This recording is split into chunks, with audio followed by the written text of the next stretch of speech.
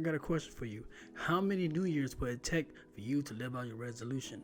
Every year you say the same thing like, oh, I'm going to get better. I'm going to do better. I'm going to be better. And every year you don't do nothing about it.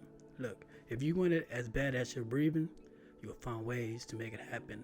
You don't have to wait till next year, new me, new year. That doesn't mean anything, If you wanted to make that change, you do it right now.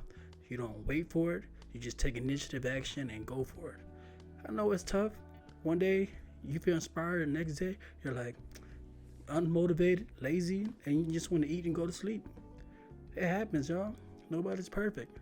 But find a way where you can get up and just make that move. It's possible, you guys. You don't have to wait every new year to become a better person. You just do it right now. Stop wasting time. You're acting like you're living forever. Just remember that if you stay focused and you stay driven, you will get to your destination.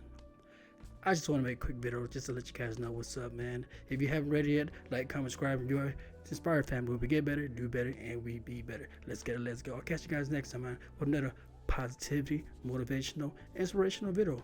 If you like this kind of thing, follow through. One love, y'all. Peace.